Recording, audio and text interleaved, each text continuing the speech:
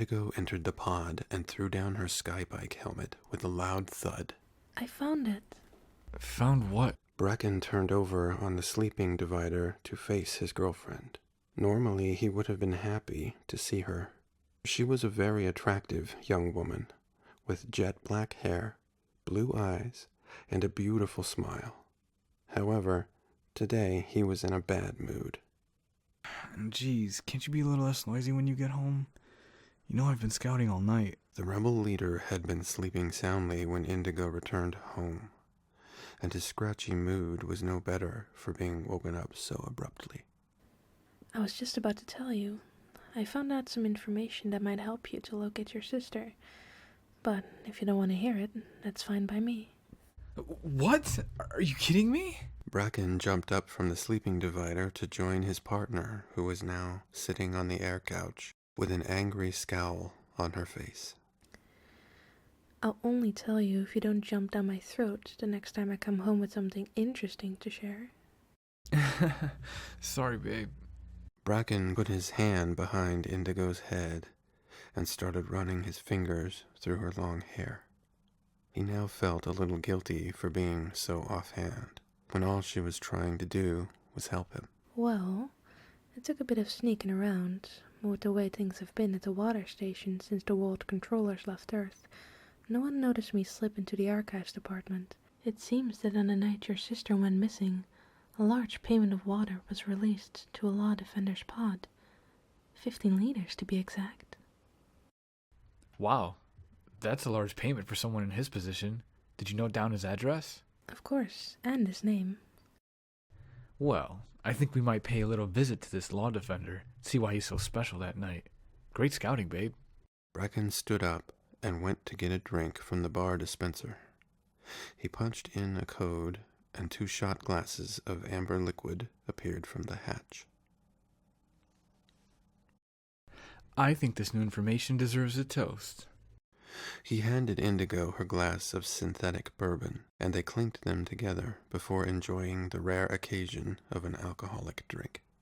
This treat was normally only observed for birthdays and Christmas, but after searching for so many years with no leads as to what had happened to cause his sister's sudden disappearance, this news was worth celebrating. 4 hours later, under the cover of darkness, the pair made their way over to the other side of the city.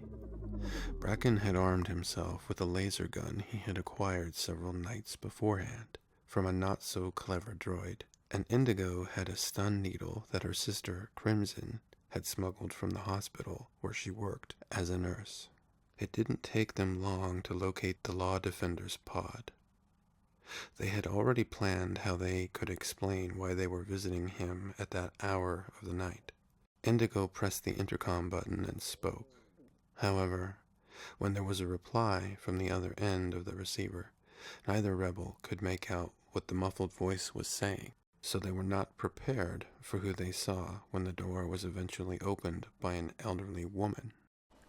Who did you say you were again? The old woman asked this question while she stood eyeing them wearily from the doorway. She seemed a little nervous at seeing strangers there after dark. We're from the water board, ma'am, and we're looking for L.D. Jameson, 638. Bracken smiled down at the fragile old woman. He wanted to gain her trust so that she would let them inside the pod. That is my grandson's name, but he isn't a law defender anymore. You had better come in. The pair were shocked when they stepped inside the pod. It was dimly lit and dirty, really not a place for a fragile old lady to be living. Jameson is on his divider. She pointed a shaky hand to the partitioned area on the other side of the main living space. As they moved towards the divider, Bracken really wanted to pull out his laser gun, but he didn't want to frighten the old lady. They proceeded with caution to face the law defender, and both rebels were truly shocked at what they saw next. The man lying on the divider was no threat to them, nor for that matter would he have been a threat to anyone. His withered, thin frame was not that of a law defender, but of a broken man. He looked up at them with a vague expression upon his face, as if he was totally unaware that they were strangers. What's wrong with him? Bracken couldn't help asking the old lady this question while she stood quietly next to them, looking down at her grandson with sad eyes. No one really knows how it happened exactly, young man. It has been 9 years since Jameson was found lying on the floor of his port with an empty water bottle next to him. He has been paralyzed ever since. The doctor said he had been poisoned by the coronium bromide, and there was nothing they could do for him. They found traces of the drug in his bottle of water, but there was never an investigation into how it got there. I'm his grandmother and only living relative, so after the accident, I came here to care for him. Bracken looked at Indigo in total disbelief. Was this some sort of mistake? Or had the world controllers planned to silence the law defender by delivering him with a lethal dose of the neuromuscular blocker through his water supply? As if reading his mind, Indigo nodded to Bracken in confirmation. She had heard through her contacts at the water board that there had been several mysterious deaths which may have been linked to her place of employment. But the cases were never properly investigated, so the likelihood that this man had become a target by the establishment for whatever reason was a strong possibility. Can he speak at all? I need some information from him, which he may be able to help me with. He speaks a little when he is spoken to. However, a normal conversation would be taxing for him, but you can try. What is it you need to know? My sister went missing 9 years ago, and I think your grandson may hold some information about her disappearance. Bracken thought it safe enough to confide in the old woman. She seemed quite harmless and willing to help. Jameson's grandmother looked down at her grandson with sad eyes before replying. I see. Well, before his accident, Jameson never really talked about his job as a law defender, nor did I never ask him about his position. I think that he has regrets about his former employment because some nights he has nightmares and cries out in his sleep. I'll leave you to talk to him, but please do not upset him because he is very hard to settle again when he gets distressed. Bracken nodded to her and went close to the divider so that he was in eye contact with Jameson once more. Sir, I need you to cast your mind back to the night you got a large water fill. I'm trying to find my sister, Teal. I think you might know what happened to her. She was 15 years old at the time. Jameson just looked up at the younger man with a blank expression on his face. It seemed as if he was not registering anything that Bracken was telling him. The rebel leader was not prepared to give up so easily. Teal has brown hair and green eyes. At the time she went missing, she would have stood about 154 centimeters high. She may have left our pod that night, out looking for me. My name is Bracken, sir. Still, the man on the divider just looked up at the rebel leader blankly, as if he was totally oblivious to what was being relayed to him. It is no use, Bracken. He doesn't look like he can remember anything about that night. Teal may as well have never been born, going by the look on this law defender's face. Suddenly, as if Indigo had triggered something in the back of Jameson's mind, he started to cry out in a frustrated voice. Teal reborn. Teal reborn. Reborn. Jameson's grandma hurried over to his divider. There. It is all right. Hush now. You don't need to worry, Jameson. I'll ask these people to leave you alone. Bracken put his hands in the air, surrendering to the old woman's request, as she turned to face him with a menacing glare. I told you not to upset him. He mentions the word reborn a lot in his nightmares, and also a word that sounds something like Judason. I have no idea what he's talking about, but it takes me a long time to settle him back to sleep. Now I'd like you to leave, please. You have caused me quite enough trouble tonight. The rebel leader didn't need to be asked twice. He nodded to Indigo, and they made for the door, while the old woman took a seat on the divider and cooed softly to her grandson, trying to calm him down again. Bracken was at a loss as to why the law defender should suddenly start acting as he had. While they put their skybike helmets on, he asked Indigo if she had made the same assumption as he had about what the law defender was trying to tell them. It sounded as though he was saying Teal reborn. What did you make of his words? Yes, that's what I thought too. Wasn't Reborn the name of the spaceship the world's controllers left Earth on last month? I think so. If I remember correctly, it's a hibernation ship for long-distance space travel. When I was on patrol with Amos last week, he was telling me about that exact ship. He said that his father had outfitted it with a large amount of hibernation capsules over 9 years ago. Bracken suddenly looked at Indigo with a sparkle in his eye. This fresh information may be another valuable clue. Do you think Teal may have been sent away on that ship, Bracken? I have no idea, but it seems as if the clues are stacking up quite nicely. Whether this new information leads to a dead end or not, it is worth some more investigation. I'll stop by and see Amos tomorrow and see if he can shed any more light about the Reborn. Right now, let's go home. I am definitely needing some more sleep.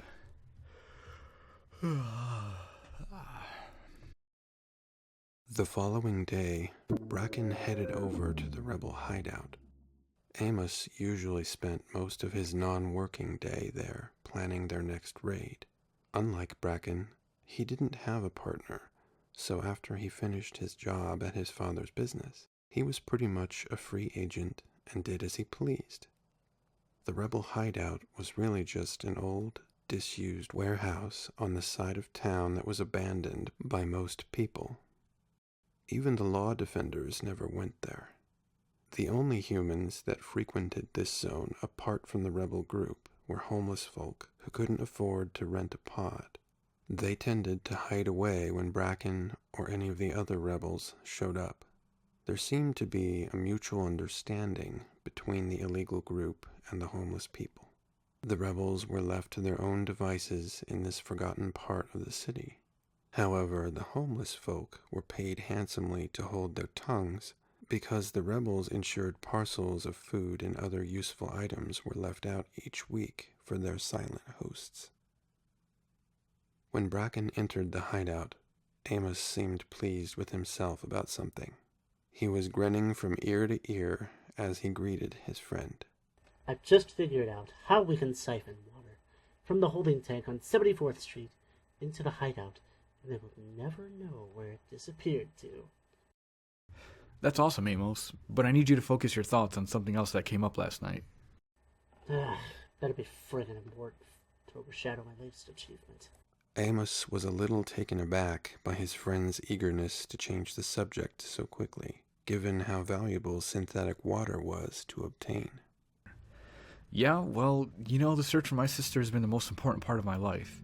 I think we might be close to a breakthrough. I've got some fresh information as to what may have happened to her. Go on. Both men took a seat on the worn-out air couch that had seen better days, while Bracken told his friend everything that had happened the previous night at the Law Defender's pod. So, you see, I was hoping you'd be able to find out some more information about the Reborn from your father. I need to know if the Reborn has ever left Earth before last month, when the world controllers departed on it. I don't need to ask my father about the Reborn, Bracken. I was with him 9 years ago when he went to the final checks on the hibernation capsules, before it left Earth on its maiden voyage. Did you know who was on that mission, or where it was heading? No, well, not really. I did overhear the medical officer from the ship saying something to my father about night walkers and takers. I thought it an odd thing for him to mention, but I was only young then, and I didn't really comprehend what he was talking about. This whole thing with the Reborn is getting crazier by the minute. I wonder who else we can ask about the mission 9 years ago. To quote my great-grandfather saying, I can smell a rat. Amos looked thoughtfully at his friend before replying. I know of one person that might have some answers for you, but whether you can get him to talk might be a little harder. His name is Zacharias 393, and he is a trillionaire. We are outfitting his spacecraft with hibernation capsules at the moment. He might talk with you, given that he is mighty pissed with his friend, the Evaluator. Seems when the world controllers left on the Reborn, Zacharias was not included. He wanted to take his family, and they wouldn't let him. He has purchased his own spaceship and plans on following them. So I assume he knows more information about the Reborn than anyone else that I can think of. Did he say where he's flying to when the ship is ready to launch? A planet I've never heard of before. Now, what was that name? There was total silence in the room as Bracken waited eagerly for his friend's reply. From memory, I think he called it Judason. Jeez, that sounded like the name the Law Defender's grandmother was saying he kept repeating all the time. I really think we're onto something here. How do I go about meeting this rich dude? 2 days later, Bracken accompanied Amos as they entered the compound where Zacharias' spaceship was kept. Although it was commonplace to see smaller spacecraft flying throughout the city, this was the largest ship Bracken had seen from a close range. Amos told his friend that this ship was only 1/10 of the size of Reborn, but it had cost the Tycoon plenty to purchase it. This spacecraft can only house 25 hibernation capsules. If memory serves me right, the Reborn have close to 250 capsules. My father spent over a year helping outfit the Reborn. It was quite an exercise, that's for sure. It seems like a whole lot of people to move in one shipment. Let's hope Zacharias can shed some light as to why they were moving such a large contingent of people on a mission. At first, when Bracken left Amos to his work and went to speak with Zacharias, he didn't think the Tycoon would talk to him. However, as soon as the young rebel leader mentioned Judason, Zacharias seemed happy to open up about his mission. That darn lousy 2-bit friend of mine shat on me big time. The Evaluator said if I helped him fund their voyage to Judason, I could join him and the world controllers. He was nothing but a liar. As soon as I said I was taking my family too, they left a day earlier than our scheduled departure. Hence why I'm readying this ship now. Why Judason, sir? Because they've already colonized that planet. The city's been built and everything has been made ready for them to move right in. How was the city built? You ask a lot of questions for a young man. Get to your point, son, because I ain't got time to play games. Zacharias looked Bracken up and down with a hint of suspicion in his eyes. I have reason to believe my sister may have been on the Reborn when it left Earth 9 years ago. She went out at night looking for me and never came home again. I need to know what happened to her. Yes, well, family is pretty important. I can see what you're saying. But unless your sister was a Nightwalker, she shouldn't have been on that ship. I don't understand. Amos mentioned something about Nightwalkers to me yesterday. What is the connection? The world controllers sent a larger group of them, along with takers, to colonize and build a city on Judason. It seems the establishment thought they'd make use of their criminal activities towards a positive goal. If you say your sister was out after dark looking for you around then, she may well have been mistaken for a Nightwalker. And dare I say it, the Evaluator wouldn't have listened to a word she told him anyway. I mean, look at the way he treated me, and we were supposed to be friends. If she was caught and taken to the Defender station, she may well have ended up on the flight. Well, if she was on that ship, I need to go with you to Judason and find her, sir. What? Now, hang on a minute. What makes you think I'm going to let you travel to Judason with us? Because, if what you say about the Evaluator is true, sir, he and the world controllers might not be so pleased to see you crashing in on their party. Let me tell you a little about myself and my group. I'm a rebel leader, and we've been fighting against the establishment for a long time now. My colleagues and I will happily defend you and your family should you run into any trouble at the end of your journey. I gather, going by recent events, you would not be in such a hurry to leave Earth if you didn't have a good reason to. We have nothing to lose by joining your mission, or should I say, evacuation. Isn't that why you're leaving Earth? It's dying. This is why the world controllers have fled and left the rest of us to perish. If we stay here, we die. If we come with you, we may still die, but at least we have a fighting chance to live. I like you, Bracken. You're smart beyond your years and don't hold back from calling the shots as you see fit. I had wondered about the protection for my young family should things get a little antsy when we arrive on Judason. I only have one droid, and should we be in danger, he's not been programmed to defend us. How can I trust you, though? I've become wary of everyone, now I've been misled by a good friend. You can't, sir. Other than trusting my intentions are honest and given with respect for you and your family's safety, first and foremost. Well, we are leaving in 4 days' time. If you can come up with weaponry and willing group of fighters, then I might consider taking you. I'm also looking for someone with medical knowledge. It doesn't have to be a doctor. A nurse should be adequate enough for the job. You got anyone in mind? Consider it done, sir. I have just the people you're looking for. Bracken shook the tycoon's hand and departed the spaceship's hangar with refreshed hope.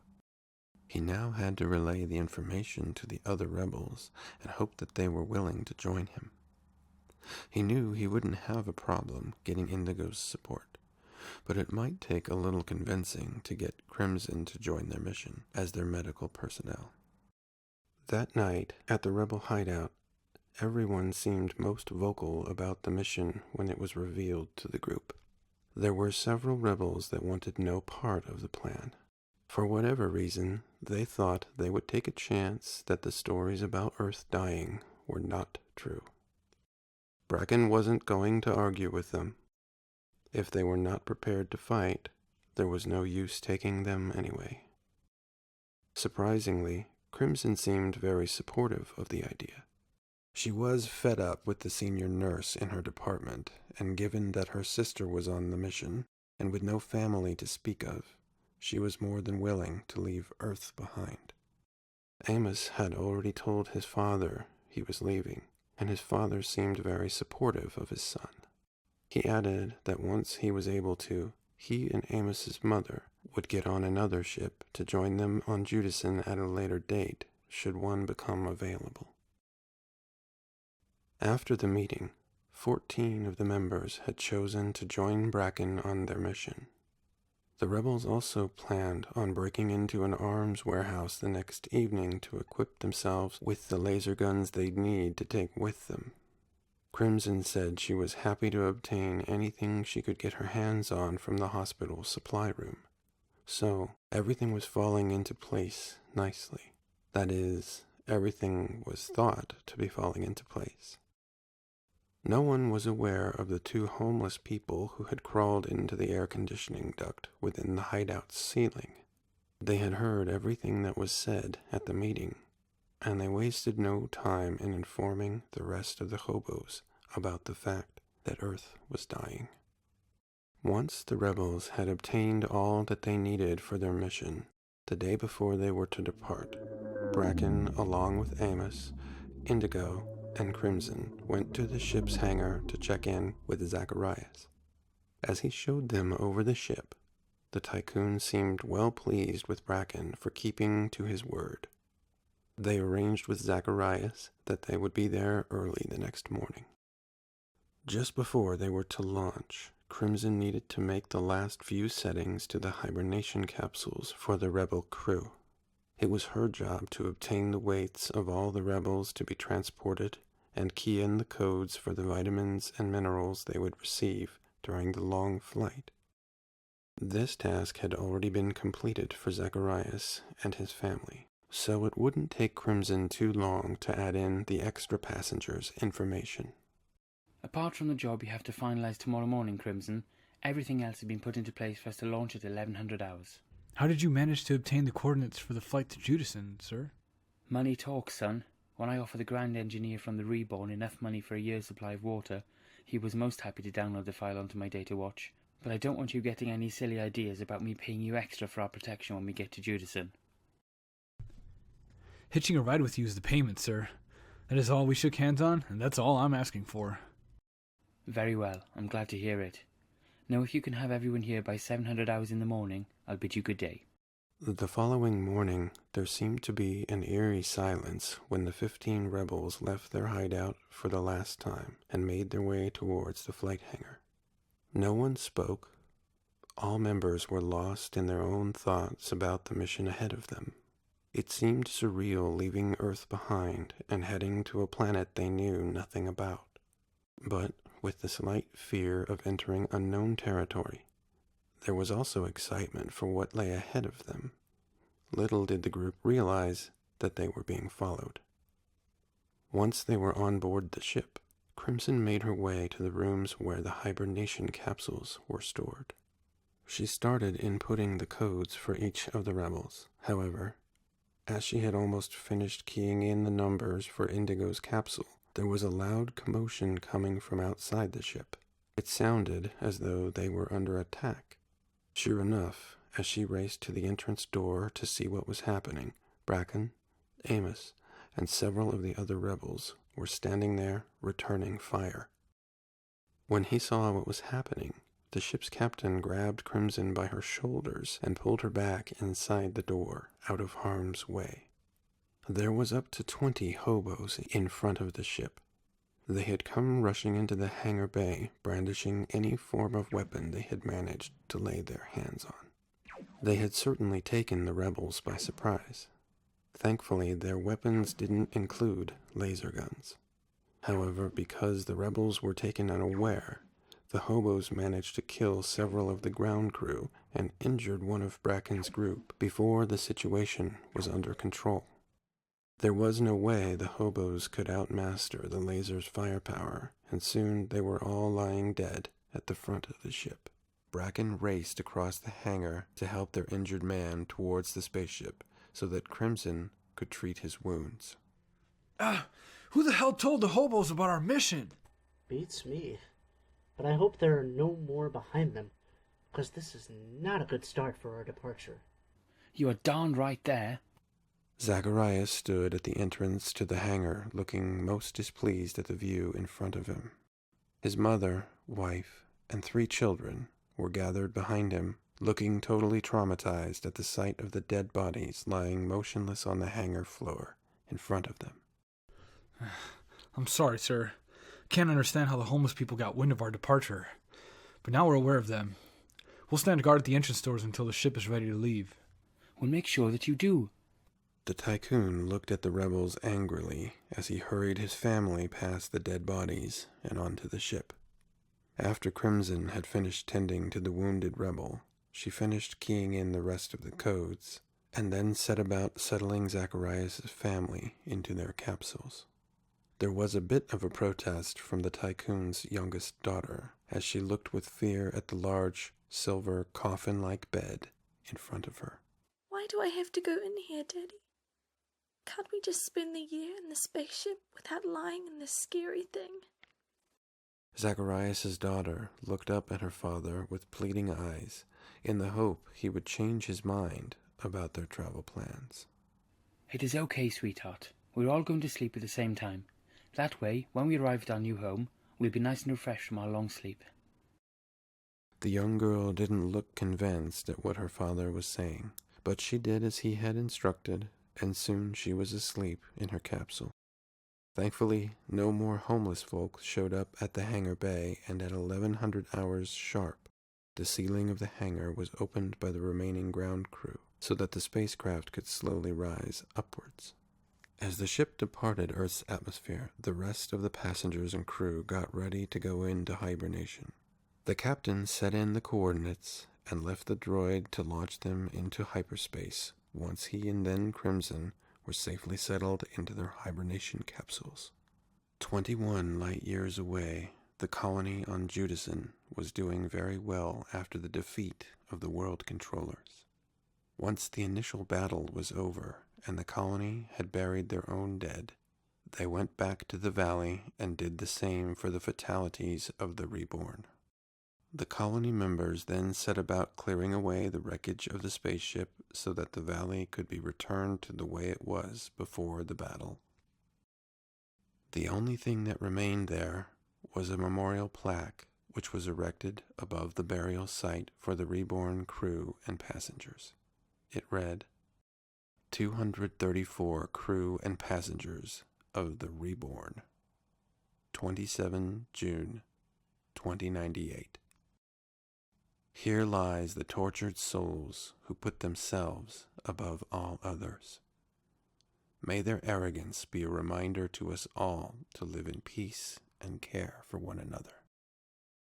After the day the plaque was erected, none of the adults went into the valley anymore. However, the older colony children liked to run down the grassy meadow and play upon the sandy beach. Two of these children were none other than Neon and Teal's oldest son and daughter, Thorn and Willow. Much like his father, Thorn was looked upon as a leader by the rest of the colony children. They always sought his protection if they were scared. So, when a spaceship suddenly appeared in the valley and landed on the grass before them, they all ran to Thorn in fear. He signaled them to go as fast as they could back to the city and inform his father and their parents about the ship. He and Willow decided to stay behind and hide in the bushes that grew near the memorial plaque. They peered out from their hiding place to see what or who would emerge from the ship.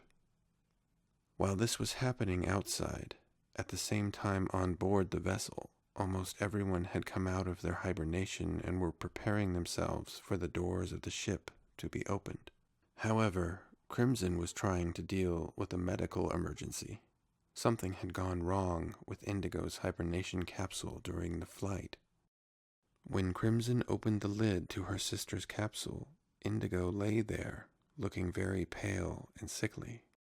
She was too weak to even stand up, and she had obvious bruising over her body. Her gums were bleeding, and her teeth seemed to be loose. Crimson had no idea what had gone wrong with her sister's flight, nor what she was dealing with. She had never seen such signs and symptoms like this in the years she had worked at the hospital. Bracken came into the room and looked down at Indigo with shock upon his face. What's happened to her? I have no idea what we're dealing with, Bracken. Do you think there'll be a doctor in Judason? Crimson looked at Bracken with a concerned expression. She was at a total loss as to what she could do to help her sister. Well, I guess we're about to find out. I don't know what the reception's going to be like when they discover we've arrived. I'll go and round up the other rebels and we'll scout the area, see if we can get Indigo some help.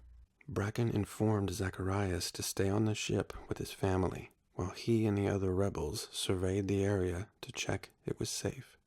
He then had the group arm themselves with laser guns, and they cautiously opened the door to the spaceship. All the group were shocked and surprised at the view in front of them. Never had they seen green grass growing in an open valley like this, nor ever seen an expanse of ocean that lay beyond it. However, they were also on their guard as they advanced forward with caution. The group stopped at the plaque, and Amos was the first to speak after reading the inscription. I don't understand what this means. Well, looks as though the arrival of the world controllers wasn't met with open arms. Either that or the ship crashed while landing. We need to be on our guard, because we have no idea what the reception will be from the Nightwalkers and Takers who have colonized this planet. No sooner had he said this than they heard a rustling in the bushes nearby. The group pointed their weapons in the direction the sound had come from. Show yourself with your hands in the air, or I'll shoot you where you are. Thorn and Willow stood up slowly so that the rebels could see them clearly. They're children? Walk over to us with your hands in the air. The pair did as they were told and stood looking at the rebels with fear in their eyes. Don't be afraid. My name is Bracken, and we mean you no harm. However, until we know more about you, we need to be wary. What are your names? Thorn, sir. And this is my sister Willow. Where are your parents? The children looked at each other, unsure if they should divulge any more information to the strangers. But they were scared as to what would happen to them if they didn't answer the man. At the city? Thorn, I need you to take us to your city. Is there a doctor there? We need a doctor to come to our ship urgently because one of our passengers is very sick. My father's the doctor, sir. Oh, thank goodness. Please, can you take me to him? However, there was no need to do so, because a moment later, Neon, along with a contingent of colony men, turned up heavily armed and ready to fight. For a moment, there was a very tense standoff between the two parties. However, Neon did not want his children to be in the crossfire, so he had his men hold back until they had at least spoken to the newcomers. Who are you, and where have you come from? We are from Earth, sir. My name is Bracken, and my group came here with a gentleman by the name of Zacharias and his family. They were left behind when the Reborn last departed. They're good people, sir, and have come to find a new life with you in the colony. And I'm here in the hope of finding my sister, who I have reason to believe was sent here over 10 years ago. Her name is Teal 3463. Have you heard of her? There was a slight chuckle from a couple of the colony men, but as soon as Neon turned to face them, they stopped immediately. Well, if you mean it's no harm, as you say, let my children return to me now. As Neon said this, he looked over at Thorn and Willow, who were both standing there quietly next to the rebels. They were unsure as to what they should do while the men exchanged words. Bracken quickly signaled the children to return to their father. Are you the doctor? Neon looked a little surprised at this remark, and he peered down at his children questioningly as to how Bracken had learned so much about him in such a short time. Yes, I am a doctor. We need you to come to the ship, please, sir. My partner didn't take well from her hibernation. Her sister is a nurse and attending her at the moment, but she asked that I find a doctor because she doesn't know what's wrong with her. Well, as long as you are happy for my men to accompany us on board the ship, I do not have a problem checking over your patient. Bracken nodded in confirmation. Neon quickly instructed the children to return to the city before he and the others walked towards the ship, with their laser guns still poised at the ready should they be needed. The rebel leader quickly introduced Neon to Zacharias before taking the group to the hibernation room. The other colony men stood guard outside the door, while Neon followed Bracken inside. Although Crimson had no idea who the man was with Bracken, she seemed relieved at the sight of them. There has been no change in Indigo's condition. Crimson, this is Neon. He's the colony's doctor. Neon acknowledged Crimson with a nod as he walked forward to examine the patient. Indigo looked up at him weakly while he took a laser scanner out of his pocket and switched it on. He then ran the scanner over her entire body. Once this was done, Neon placed a connecting pin from the scanner into the side of his data watch.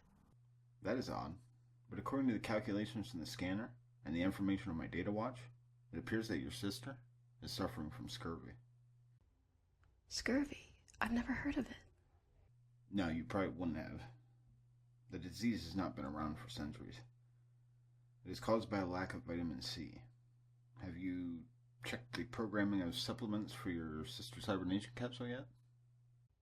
I keep the codes for the capsule myself, but I haven't rechecked it since we landed. Neon went over to the control panel for the hibernation capsule and pressed on the keypad. Sure enough, he quickly picked up that the patient had not received the correct dosage of vitamin C for the length of the voyage. When he informed Crimson of the error, she broke into tears. I must have been distracted by the fighting outside of the ship before we left. That was the time I was programming the codes into Indigo's capsule. Is she gonna die?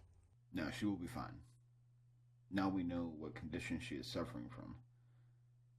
It will take time for her body to compensate after the vitamin imbalance. Please calm yourself and show me where you keep your drug supplies so we can administer a dose of vitamin C to your patient. Neon walked over and put his hand on Crimson's shoulder to reassure her.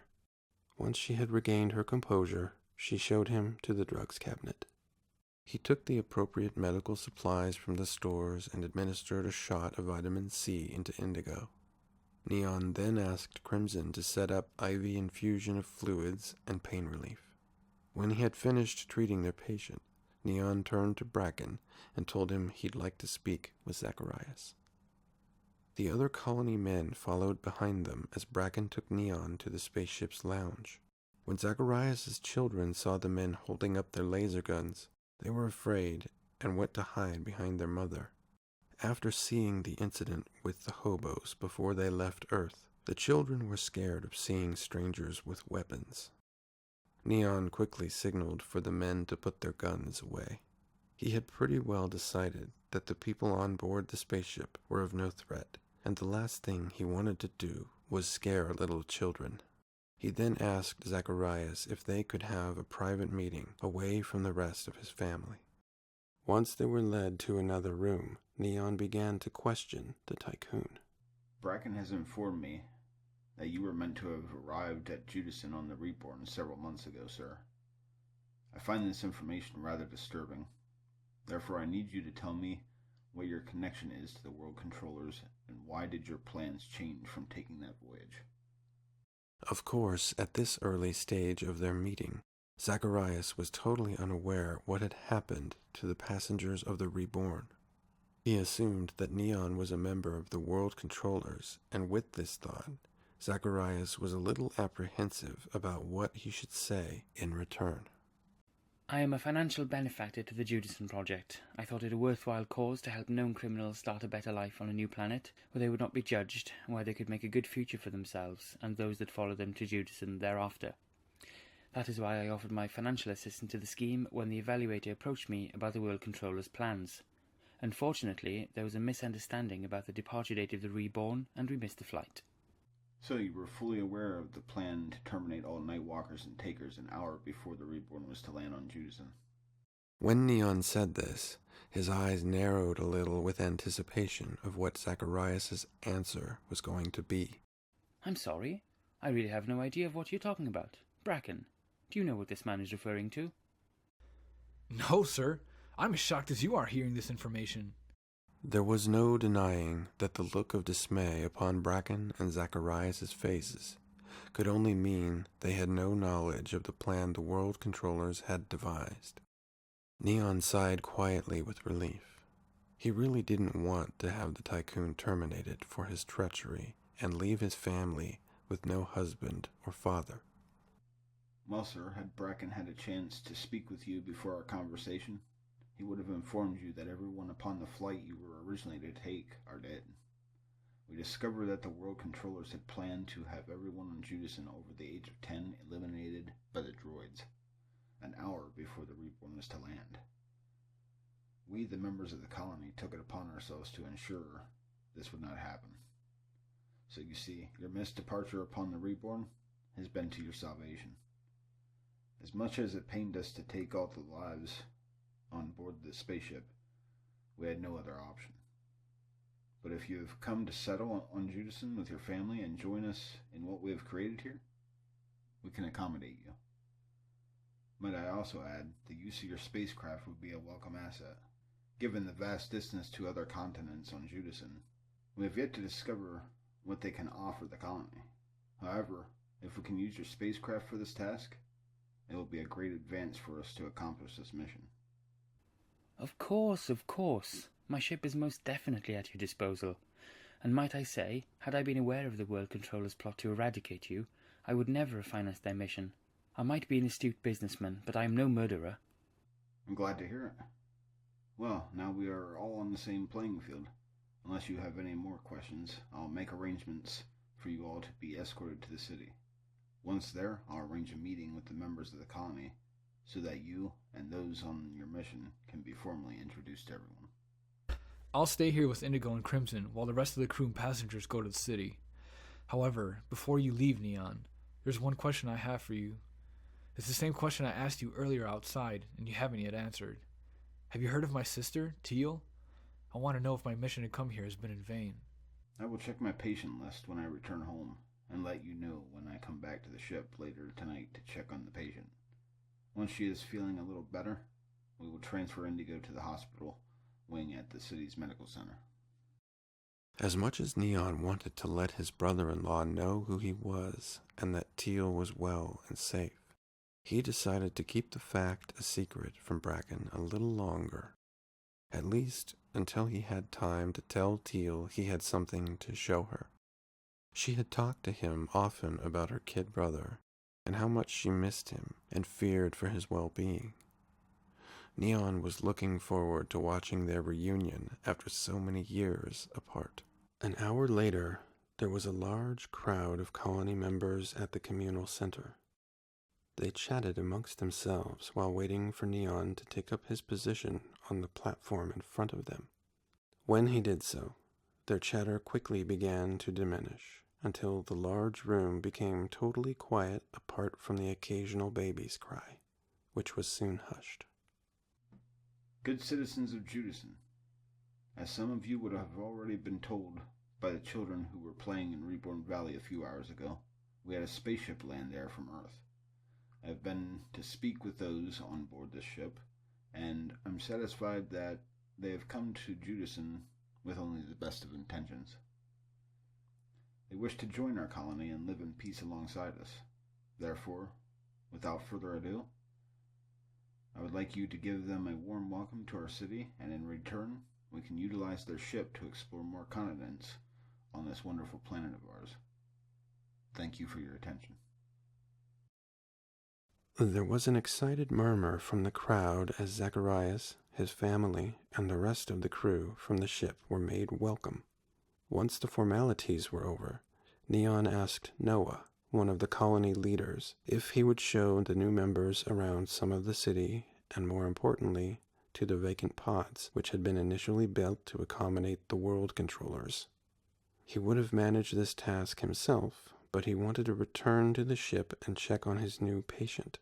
Neon asked Teal to join him on his visit.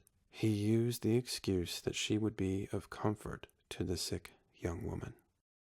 The 2 crescent moons of Judason shone down on the couple as they sat upon a skybike heading towards Reborn Valley. It was the first time in ages that Teal had been able to spend time alone with her partner. With a community to take charge of and 6 children to care for, the couple were kept very busy. Teal relished every moment of having Neon to herself while they flew silently through the partially moonlit sky. Her mind cast back to the first day she had laid eyes on Neon when she woke from her hibernation on arriving at Judason. So much had happened in the past 10 years, the memory almost seemed a blur now. It didn't take them long to pull up next to the spaceship. The night lights on the ship were dimmed to conserve power, so at first Teal couldn't see clearly the features of the tall man as he strode towards them. How's our patient doing? She seems a little brighter now. Thank you, sir. I'm glad to hear it. Well, I'll leave you 2 to talk while I tend to my patient. After 10 years, I assume you both will have a lot to catch up on. Bracken let out a sudden cry of happiness as he realized that the passenger on the skybike was none other than his sister. And Teal, well, even in the dim light of the spaceship and the moons, Neon could sense her absolute elation at finally being reunited with her kid brother. The end.